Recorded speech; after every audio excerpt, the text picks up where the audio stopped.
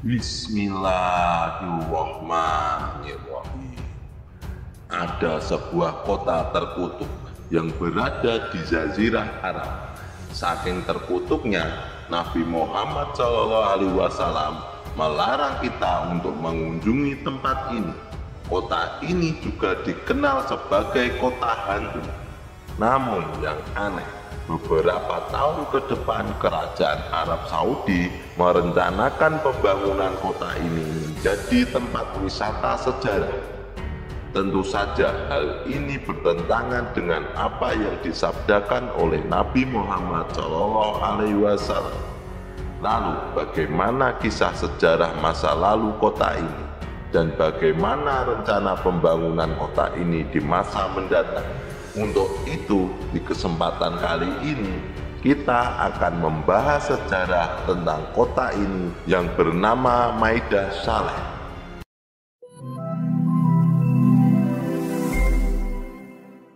Assalamualaikum warahmatullahi wabarakatuh. Sahabat Superpedia yang dimuliakan Allah, semoga kita selalu dalam keadaan sehat walafiat. Amin. Madain Saleh berasal dari bahasa Arab yang berarti kota Saleh atau kota Nabi Saleh. Kota ini juga dikenal dengan nama lain yaitu Al-Hijr karena berkaitan dengan topografi wilayahnya yang berbatu atau berbukit batu. Sejarawan Yunani bernama Strabo dalam bukunya menyebutkan Madain Saleh dengan nama Hegra. Begitu pula sejarawan Yunani lainnya. Peradaban pertama yang mendiami Madain Saleh adalah kaum Samud. Mereka dikenal sebagai Ashabul Hijr, sebuah bangsa Arab keturunan dari kaum Ad yang merupakan umat Nabi Hud. Ketika azab Allah menimpa kaum Ad, sebagian dari mereka selamat, dan keturunannya yang selamat ini menjadi kaum Samud. Silsilah mereka adalah Samud bin Abir bin Iram bin Sam bin Nuh. Kaum Samud akhirnya berkembang dan membangun peradaban tersendiri. Para sejarawan mengelompokkan mereka ke dalam etnis Arab Baidah, yang merupakan kelompok etnik yang telah musnah sebelum penyebaran Islam di Jazirah Arab. Dahulu kaum Samud terkenal sebagai ahli dalam memahat batu. Mereka hidup sekitar tahun 2000 sebelum Masehi, sekitar 400 hingga 500 tahun setelah Nabi Hud diutus kepada kaum Ad. Kaum Samud diberkahi Allah Subhanahu wa Ta'ala dengan wilayah Madain Saleh yang memiliki sumber air berlimpah dan perkebunan yang subur, meskipun daerah tersebut gersang dan tandus. Sahabat seiman, bukti kebenaran tentang kaum Samud dapat kita temukan di dalam Al-Quran, di mana mereka disebutkan sebanyak 9 kali. Al-Quran sendiri diturunkan pada tahun 610 Masehi. Namun ada sejarah yang lebih tua yang mencatat keberadaan kaum Samud sekitar 1300 tahun sebelum Al-Quran diturunkan.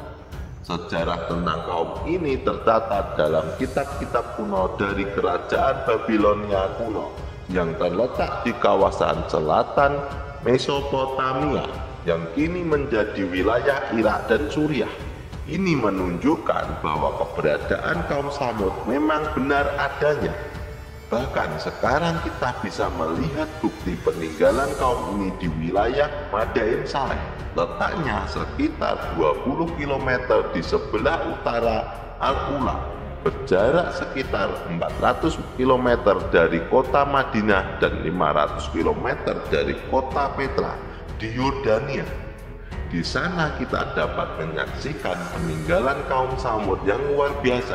Pahatan-pahatan indah di bebatuan yang mereka buat begitu memukau.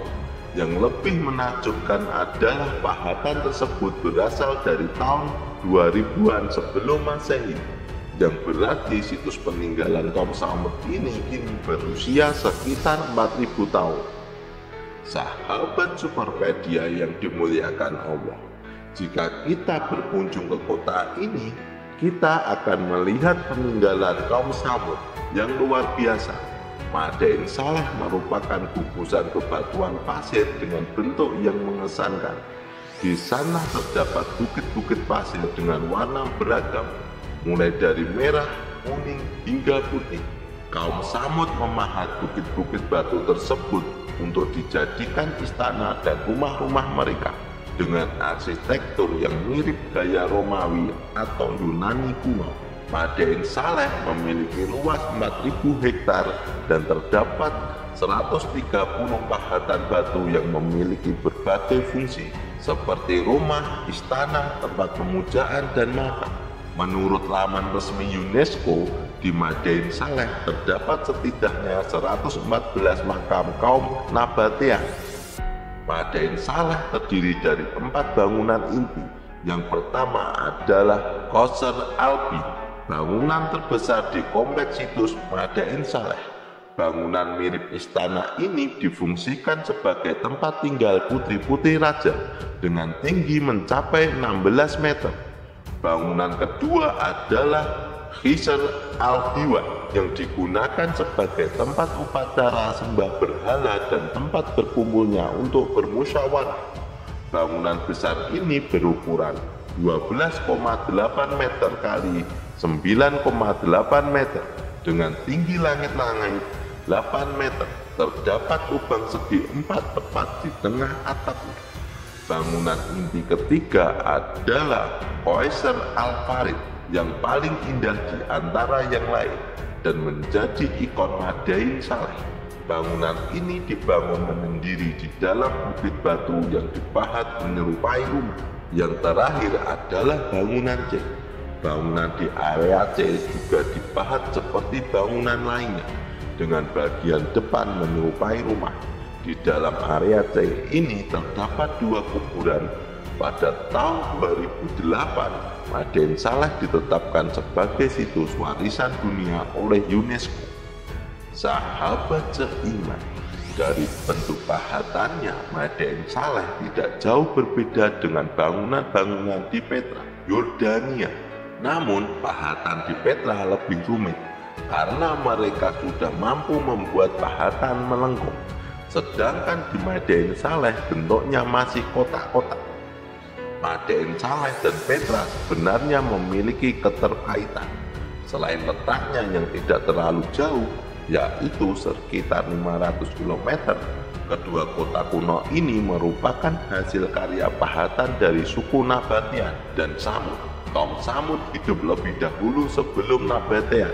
Setelah Allah memusnahkan peradaban kaum Tsamud, tempat tinggal mereka kemudian ditempati oleh suku pendatang yaitu Nabatean. Setelah itu suku Nabatean membangun sebuah kota di Yordania yang bernama Petra.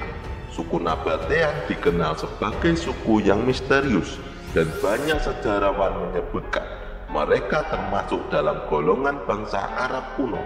Secara harfiah, nama Nabatean berarti orang pedalaman. Seperti kaum Tsamud sebelumnya, suku Nabatean juga menyembah berhala termasuk Dewi Nasib Manat dan berhala Hubal. Hai Saleh, sesungguhnya sebelum ini engkau adalah seseorang di antara kami yang kami harapkan. Apakah engkau melarang kami menyembah apa yang disembah oleh nenek moyang kami? Sesungguhnya kami ragu dan khawatir terhadap agama yang engkau serukan kepada kami.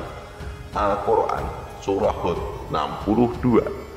Kaum Tsamud ini kufur dan menyembah selain Allah.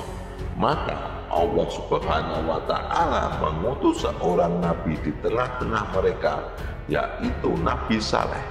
Seperti diketahui, hanya ada 4 nabi yang berasal dari Arab, yaitu Nabi Hud, Nabi Saleh, Nabi Syuaib, dan Nabi Muhammad SAW. Sebagian besar nabi-nabi lainnya diutus kepada Bani Israel. Nabi Saleh terus-menerus mendakwai kaum Tsamud agar mereka berhenti menyembah berhala-berhala, seperti yang difirmankan Allah dalam Al-Quran Tradisi menyembah berhala telah berlangsung turun-temurun sejak kakek nenek mereka. Karena itu mayoritas kaum Tsamud tetap menyembah berhala. Bahkan kemaksiatan di negeri mereka sudah merajalela. Gaya hidup mereka dipenuhi dengan perbuatan dosa seperti berfoya-foya, mabuk-mabukan, berzina, dan berbagai tindakan kejahatan lain. Nabi Saleh mengajak kaum Tsamud untuk bertakwa kepada Allah dengan berkata, "Wahai kaumku, sembahlah Allah, tidak ada bagimu Tuhan selain Dia. Dia telah menciptakan kamu dari bumi dan menjadikanmu kemakmurannya. Karena itu mohonlah ampunannya dan bertobatlah kepadanya. Sesungguhnya Tuhanku sangat dekat rahmatnya, lagi memperkenankan doa hambanya." Al-Quran Surah Hud ayat 61. Namun mendengar seruan Nabi Saleh alaihi wasallam, kaum Tsamud justru marah dan mengingatkan Nabi Saleh untuk kembali menyembah berhala seperti leluhur mereka. Selain itu mereka meragukan risalah yang dibawa oleh Nabi Saleh alaihi wasallam. Singkat cerita, hanya sebagian kecil dari kaum Tsamud yang menerima risalah Nabi Saleh alaihi wasallam. Sementara orang-orang kaya dan kedudukannya tinggi tetap menolak dakwahnya. Mereka bahkan menganggap ucapan Nabi Saleh hanyalah omong kosong belaka. Sahabat Superpedia yang dimuliakan Allah, kesabaran Nabi Saleh sangat luas. Meskipun dianggap remeh oleh kaumnya, ia tidak langsung mendoakan azab untuk mereka karena kesombongan mereka yang enggan menyembah Allah. Nabi Saleh tetap sabar dan berdoa kepada Allah Subhanahu wa Ta'ala agar diberikan mukjizat yang menjadi bukti kebenaran atas kenabiannya, supaya kaum Tsamud mau percaya dan beriman. Allah pun mengabulkan doa Nabi Saleh alaihi wasallam dengan memberikan mukjizat berupa onta betina yang keluar dari batu besar. Onta ini adalah mukjizat yang luar biasa, berbeda dengan onta lainnya karena langsung diberikan oleh Allah Subhanahu wa Ta'ala. Nabi Saleh alaihi wasallam berkata kepada kaumnya, "Wahai kaumku, inilah onta betina dari Allah Subhanahu wa Ta'ala sebagai mukjizat yang menunjukkan kebenaran untukmu. Sebab itu biarkanlah ia makan di bumi Allah dan janganlah kalian mengganggunya. Karena jika kalian melakukannya, kalian akan ditimpa azab yang dekat." Al-Quran Surah Hud ayat 64. Setelah mukjizat tersebut ditampakkan, Nabi Saleh alaihi wasallam membuat perjanjian dengan kaumnya bahwa onta ini adalah milik Allah yang dihadirkan sebagai bukti kenabiannya. Kaumnya dilarang mengganggu, apalagi membunuh onta tersebut. Nabi Saleh alaihi wasallam juga memperingatkan bahwa jika mereka melanggar perjanjian ini, Allah akan menurunkan azab yang besar. Namun sayangnya kaum Tsamud tetap mengabaikan peringatan Nabi Saleh alaihi wasallam dan ancaman azab dari Allah Subhanahu wa Ta'ala. Singkat cerita, pada tengah malam ada 9 orang laki-laki yang mendatangi tempat onta Nabi Saleh. Mereka telah mempersiapkan pedang dan tombak untuk membunuh onta tersebut. Akhirnya mereka membunuh onta itu dengan kejahatan mereka. Allah Subhanahu wa Ta'ala berfirman, "Dan di kota itu ada 9 orang laki-laki yang membuat kerusakan di bumi dan mereka tidak berbuat kebaikan." Al-Quran Surat An-Naml 48. Mereka memanggil kawannya lalu menangkap onta itu dan membunuhnya. Al-Quran Surat Al-Qamar ayat 29. Sahabat Superpedia, setelah mengetahui bahwa onta dibunuh, Nabi Saleh keluar dari rumah dalam keadaan marah dan menemui kaumnya. Nabi Saleh berkata, "Bukankah aku telah memperingatkan agar kalian jangan mengganggu onta itu?" Bukannya merasa bersalah atau meminta maaf, orang-orang kufur dari kaum Tsamud malah menantang Nabi Saleh untuk menurunkan azab kepada mereka. Mereka meminta bukti lagi setelah sebelumnya sudah ditunjukkan mukjizat. Onta Nabi Saleh alaihi wasallam yang menjadi bukti kenabiannya telah mereka bunuh. Dan sekarang mereka meminta bukti bahwa Nabi Saleh benar-benar seorang utusan Allah. Mereka berkata, "Hai Saleh, datangkanlah apa yang kamu ancamkan itu kepada kami, jika betul kamu termasuk orang-orang yang diutus Allah." Al-Quran Surah Al-A'raf ayat 77. Maka setelah mereka menyembelih onta itu, Nabi Saleh alaihi wasallam berkata, "Bersukarialah kamu semua di rumahmu selama 3 hari. Itu adalah janji yang tidak dapat didustakan." Al-Quran Surat Hud ayat 65. Setelah itu Nabi Saleh dan kaumnya yang beriman meninggalkan Madain Saleh dan hijrah ke tempat lain, karena mereka tahu bahwa Allah akan menurunkan azab yang membinasakan kaum Samud. Singkat cerita, 3 hari setelah peristiwa pembunuhan onta Nabi Saleh, Allah Subhanahu wa Ta'ala benar-benar menurunkan azab kepada kaum yang mendurhakai utusannya. Tiba-tiba terdengar suara teriakan yang sangat keras dari atas langit. Teriakan itu membuat langit terbelah dan akibatnya gunung-gunung hancur. Kemudian terjadi gempa bumi yang sangat dahsyat di kota tersebut, sehingga seluruh kaum Samud mati karena azab Allah. Tak ada yang tersisa dari kaum Samud, kecuali semuanya dibinasakan oleh Allah Subhanahu wa Ta'ala. Setelah peradaban kaum Samud dan Nabatian berakhir, sisa-sisa bangunan di Madain Saleh digunakan sebagai tempat tinggal oleh warga yang tinggal di area tak jauh dari situ. Pada abad ke-13, komplek ini menjadi padat penduduk karena dijadikan jalur perdagangan rempah-rempah. Pada tahun 1346, pengelana masyhur Ibnu Battuta sempat melintas daerah tersebut. Ketika itu Ibnu Battuta bersama rombongan kafilahnya yang sedang kehausan entah mengapa enggan berhenti di tempat itu untuk mencari air. Mungkin karena kota ini terkenal terkutuk, atau mereka teringat akan sabda Nabi Muhammad SAW yang melarang kunjungan ke sana. Tak lama setelah Madain Saleh ditempati kembali, penduduk yang mendiami tempat itu mulai berangsur-angsur pergi. Akhirnya Madain Saleh kembali sepi seperti sebelumnya. Kota ini disebut sebagai kota hantu karena benar-benar kosong. Tidak ada seorang pun yang tinggal di sana. Berbeda dengan Petra dan Yordania yang setiap harinya ramai dikunjungi turis.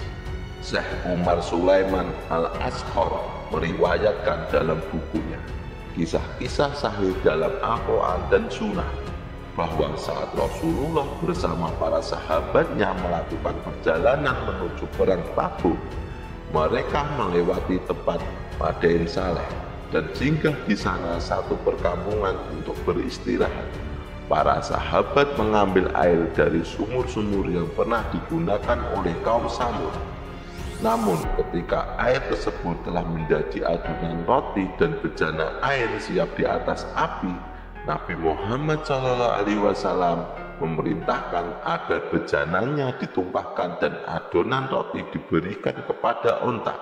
Beliau bersabda, "Aku khawatir kalian akan tertimpa oleh apa yang menimpa mereka." Syekh Umar Sulaiman Al-Ashqar mengingatkan bahwa ketika seseorang berada di suatu tempat yang pernah mengalami peristiwa besar, perhatian mereka akan tertuju pada peristiwa tersebut. Seorang dai dapat memanfaatkan momen ini untuk mengingatkan orang-orang tentang apa yang menimpa generasi sebelumnya, serta memperingatkan agar tidak mengikuti jalan mereka. Ibnu Umar menceritakan bahwa ketika Nabi Muhammad SAW melewati daerah Al-Hijr, beliau bersabda, "Janganlah kalian memasuki tempat tinggal orang-orang yang zalim kecuali sambil menangis, karena apa yang menimpa mereka bisa menimpa kalian." Rasulullah kemudian menutup kepalanya dengan kain selendang dan mempercepat langkahnya agar segera melewati daerah tersebut. Hadis riwayat Ahmad dan Bukhari. Berbeda dengan Nabi Muhammad SAW yang menghindari Madain Saleh, putra mahkota Muhammad bin Salman justru menganggap tempat ini istimewa. Kerajaan Arab Saudi yang dipimpin MBS menggelontorkan dana sebesar 15 miliar dolar, sekitar 214 triliun rupiah, untuk menjadikan Madain Saleh sebagai dinasti wisata yang menakjubkan. Proyek besar ini diperkirakan akan selesai pada tahun 2035. Alasan pembangunan tempat ini adalah untuk mengurangi ketergantungan Arab Saudi pada minyak yang dianggap sudah ketinggalan zaman dan perlu adanya modernisasi untuk menarik investasi. Pada tahun 2023 mereka akan memperkenalkan infrastruktur pariwisata, perhotelan, serta budaya khas Arab Saudi. Kerajaan Arab Saudi pun rela mengubah kota yang dikenal terkutuk ini menjadi tempat wisata yang menyenangkan. Dengan kebijakan ini, mereka ingin membuka kawasan wisata dan mengundang investor asing untuk berinvestasi di sana. Padahal Nabi Muhammad SAW sampaikan tidak mau minum di daerah itu dan bergegas meninggalkan Madain Saleh tanpa menoleh ke kanan dan ke kiri. Wallahu a'lam bishawab. Jadi itulah sejarah tentang Madain Saleh. Semoga kisah ini bermanfaat. Lebih dan kurangnya mohon dimaafkan. Yang benar datangnya dari Allah Subhanahu wa Ta'ala. Sementara kesalahan itu datangnya dari saya pribadi sebagai manusia biasa. Sampai ketemu di video selanjutnya. Saya akhiri.